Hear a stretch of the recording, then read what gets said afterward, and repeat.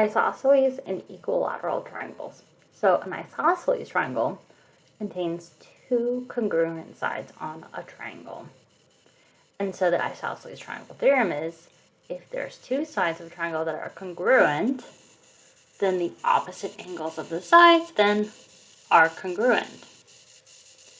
And then the converse of isosceles triangle theorem is, if two angles of a triangle are congruent, then the opposite sides of the angles then are congruent. So example 1, find the missing angle, right, C, in the triangle given that A is equal to 32 degrees. So if we look at these two theorems, right, so if we know that there's two sides that are congruent, so notice we know AB, right, is congruent to CB, right? These two sides are congruent. So it means, right, that this, right, this side corresponds to this angle, and this side corresponds to that angle.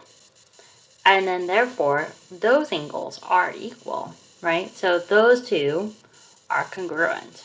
So if we look at then this, if these two sides are congruent, then we can say angle C is congruent with angle A. We can keep this the same. So if we know that those two are congruent, and if A is equal to 32, right, 32 degrees, then what's the angle C? Well, that's also 32 degrees. So the missing angle then would be 32 degrees. Now let's go ahead and look at the next example. Example 2, we're going to find the missing angle, right? So the measurement of BAD, so we can indicate this right here as X in the triangle. And so if we know that AB is equal to CB, so that means they're congruent. So we're looking at an isosceles triangle here then. And we know the measurement of CBD, so this angle right here is 21 degrees. And then we know that BD, right, bisects AC. So that's really important because then it's going to form these 90-degree angles, because that's what that means. What angles form when there's, right, two segments and one segment bisects the other one. So now let's go ahead and look at the triangle angle theorem, right? So it means that, right, this triangle inside is going to be equal to, right, like the smaller triangle on the left-hand side is going to be equal to 180 degrees. And so when we look at that, that could help us find what X is equal to. So let's go ahead and look. So if we know that this angle here, right, is 21 degrees, and we know that this, right, this bisects, right, BD, AC, and we know these two are the same, we know that this is going to be also 21 degrees. So that's really important. And then we know that this right here is going to be 90 degrees. So let's go over, right? So if we know, let's go. So BAD plus the measurement of angle, we're going to go, so BAD, and then we can go ABD plus the measurement of angle BDA, which is all equal to 180 degrees, right? And once again, that's the triangle angle sum theorem.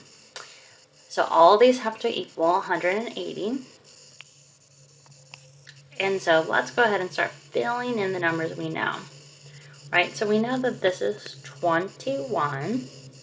Actually, let's go. This is 21, right? And that's ABD. So we're going to plug that in right there. Then we know BDA right here, right? Because that's going to be a 90-degree angle. So let's go ahead and fill those in. So we don't know what this one is yet, and this is our angle that we're looking for, plus, let me put this in a different, we know that this is 21 degrees, plus, and what do we know this one is? Well, 90 degrees, which is all equal to 180. So let's go ahead and now start to calculate. So the first thing we're going to do is we're going to combine these two to simplify. So we have our unknown. 21 plus 90 is equal to 111, which is equal to 180. So this angle plus this, right, 111 is equal to 180. So how do we go ahead and solve for our missing angle? Well, we just go ahead and we're going to go ahead and subtract 111 on both sides. This becomes 0, and then we're left with our unknown on the left-hand side. And then we just go 180 minus 111. So let's go ahead and borrow. We need a 7 there. This is 10. 10 minus 1 is 9. 7 minus 1 is 6. 1 minus 1 is 0. So what's our missing angle? Well, it's 69 degrees. That's our missing angle.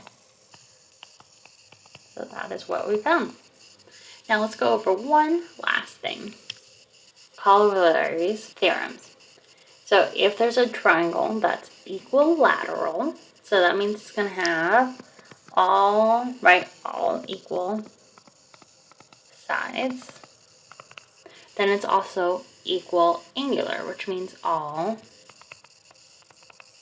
equal angles.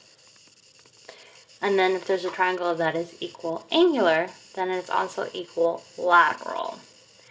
So let's look at this triangle below. So that means we're going to have, if it's a triangle and they're all equal on the angles, then that means every angle is going to be 60 degrees, no matter what. If it's equilateral triangle, that means there's 60 degrees on every angle in that triangle. And then the only thing that can vary is the size of the sides, right? This could be 5, it could be 10, doesn't matter, but they're all equal, and that's how it forms, right? All the sides are equal, and they form together to form this triangle to give us the 60, 60, 60 triangle. So this is really important, and just to know all of that.